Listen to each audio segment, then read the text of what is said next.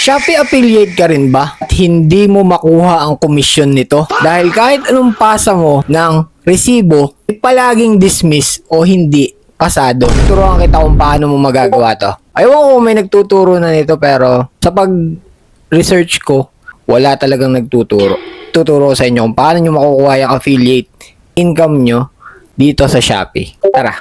Mas madali mo kung maiintindihan kung meron kang ganitong income sa Shopee store mo bilang affiliate. Kaya ito yung step by step ng pag-fill up dyan sa inyong sales invoice para maibigay na yung commission mo as affiliate. Kung na-experience mo na rin yung ganito kadaming commission fee, tapos puno na yung resibo mo, ito yung gawin mong mas madaling paglagay ng item description at nature of service para hindi madumi at walang mali-mali. Dahil napakahigpit ng Shopee ngayon, kahit may resibo ka na, pag may burayan, dismiss, hindi mo makukuha ang komisyon mo. At ibibigay ko sa iyo yung tip na pinakamadaling paraan para hindi masyadong makalat yung resibo mo dyan sa Shopee affiliate mo. Mas maganda sana kung may produkto ka pero ang nagiging problema dito bilang kagaya ko, wala pa naman akong puhunan so mag-affiliate na lang ako. Ngayon, may bumibili pero hindi mo makuha yung commission mo. Ito yung technique. I-share ko sa iyo yung own experience ko. Disclaimer nga lang pala, hindi ako Shopee sponsored. Pero ito talaga yung mga naging problema ko bago ko makuha yung commission ko. At dahil doon, nakuha ko na siya.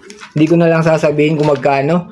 Pero napakalaking tulong dahil once na affiliate ka, lahat ng videos mo, pag na-upload mo yun doon, talaga namang araw-araw may bumibili. Kagaya nito. Kagaya niyan. Isipin mo, isang upload lang, as affiliate, hindi mo yun product. Napakagandang opportunity. Lalo ngayong 2026. So, kung hindi mo pa to alam, tara, ang dami kung sat-sat, panoorin mo na lang to. Eto, ganito kadumi yung resibo ko. Pero, pasado na to. Kaya lang, meron akong ibang commission based as affiliate marketer na talaga namang kulang at kapos na yung resibo.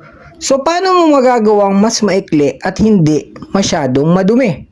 Ito yung nasolusyonan kong problema. Ganito na lang yung ginawa ko. Ganito na lang yung gawin mo. Ilagay mo yung date kung kailan na ibigay yung commission. Kung kailan natapos. Tapos, sold to Shopee Payout. Sa registered name, ilagay mo lang to. Shopee Philippines Incorporated. Tapos, TIN, yung TIN ng Shopee. Tsaka yung business address ng Shopee. Tandaan, affiliate ka ha. Ngayon, kesa isa-isahin mo pa yung lahat ng benta. Ngayon, ilagay mo na lang dito, dahil affiliate ka naman, 1 point affiliate marketing commission. Dito yan sa item description. Tapos, ilagay mo social medias 1. Tapos, kung magkano yung unit cost price nung kinita nung social media mong yun. Maintindihan mo ako dito kung affiliate ka. Tapos sa Shopee video, ilagay mo din 1 quantity, 148 din. Tapos total income. Dapat tama yan. Kung ano yung ipinasa mong pirma doon sa iyong ID, dapat ganun na ganun din yung pirma mo.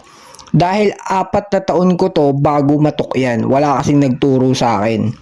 Ngayon, naiintindihan ko na ganito pala yung proseso para pumasa ka sa pagkuha ng iyong affiliate commission. Napakadali lang ano. Kung meron ka pang ibang katanungan tungkol dito, paano kumuha ng mga resibo, BIR, at saka yung paano gumawa ng account sa Shopee, hindi ko na muna yan gagawin content. Pero pwede kang magtanong kung gusto mo malaman kung paano. Siyempre, depende yan. Kung tagasan ka, i-comment mo lang yan dyan. Magtanong ka. Malay mo, isa ka sa mapili ko para gawing yung tanong na yan. At subukan nating gawin base sa experience ko. Ako nga pala si Moises Uwabel Bayabay. Pwede mo akong i-follow. Like mo na rin to. I-share mo na din para kung meron kang mga kilalang namumroblema na ang laki na ng income pero hindi pa rin nila makuha. Masakit talaga sa ulo yung pag-aasikaso. Pero pag nakuha mo, ito yung magiging resulta. Comment mo na lang kung tagasan ka. Magtanong ka na rin dyan. Pipili ako ng pwede kong gawing content.